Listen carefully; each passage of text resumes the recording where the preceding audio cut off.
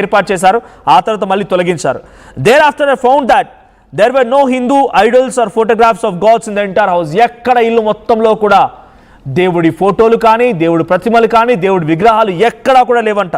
when I questioned about the same, that why had they concealed this fact before my marriage and cheated me and my family by representing themselves as Hindus. నన్ను ఎందుకు మోసం చేశారు, మీరు హిందువులను ఎందుకు మోసం చేశారు, నాకు ఎందుకు చెప్పలేదు ముందుగా, మీరు క్రిస్టియన్ అని చెప్తాను క్వశ్చన్ చేసిందంట.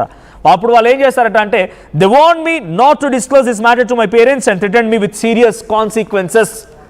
ఇలా చెప్పినందుకు నెక్స్ట్ పీసీఆర్ ఇలా చెప్పినందుకు గాను తనని బెదిరించారట. నీ కుటుంబానికి చెప్తే చంపేస్తాను కూడా బెదిరించారంట.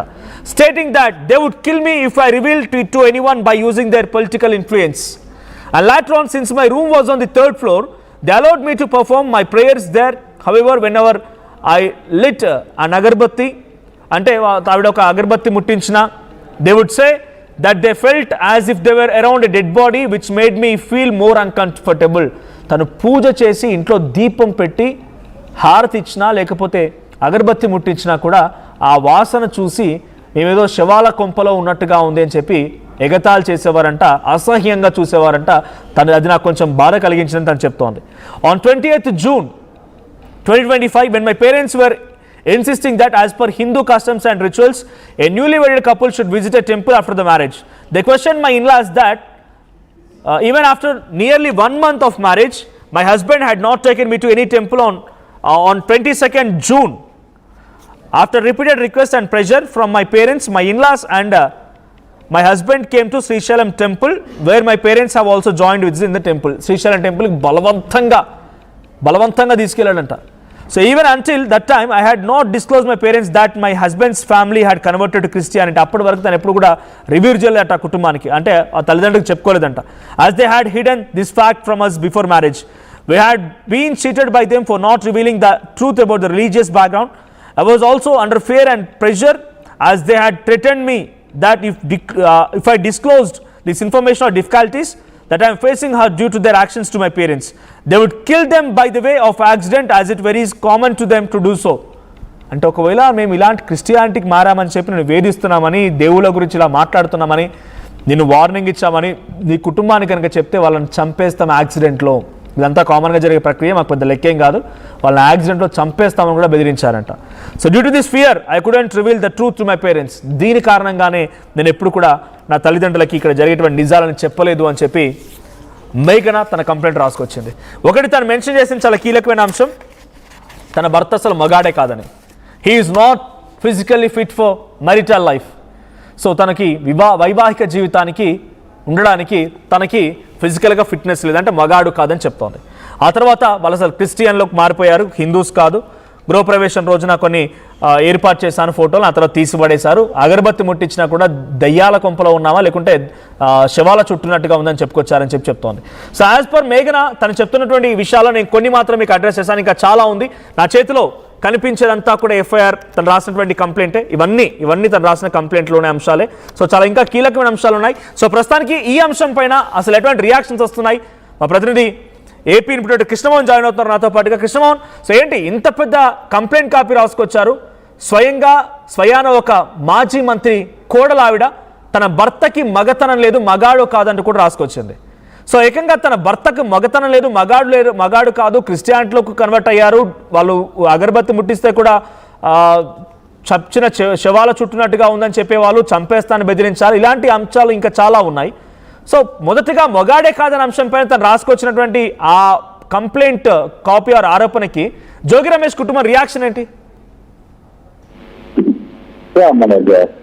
ఇష్యూ తెలిసిన దాదాపుగా 2 నెలల నుంచి జరుగుతున్న పరిస్థితి. వాస్తవంగా ఈ ఇష్యూకి సంబంధించి వ్యవహారంలో మొదట పోలీసులు వెళ్ళింది. పోలీసులుకి సంబంధించిన వ్యవహారంలో మీరు ఇరు పార్టీలు కూర్చొని మాట్లాడుకోండి, ఈ ఇష్యూకి సంబంధించి లీగల్ గా మేము చేయలేదు అని చెప్పి చెప్పినాను.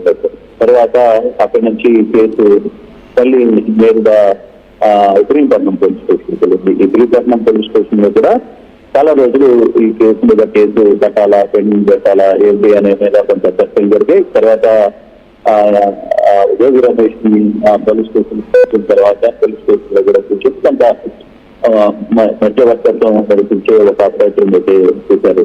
తర్వాత మొత్తం మీద ఈ కేసు అయితే శుక్రవారం రాత్రి నమోదైన పరిస్థితి. ఈ కేసుకు సంబంధించి మొదటి నుంచి రాత్రి ఈ వ్యవహారంలో కూడా చెప్పే ప్రయత్నం చేస్తుంది. తాజాగా ఎఫ్ఐఆర్ కాపీ పూర్తి స్థాయిలో ఎఫ్ఐఆర్ కాపీని కూడా విడుదల చేసిన నేపథ్యం.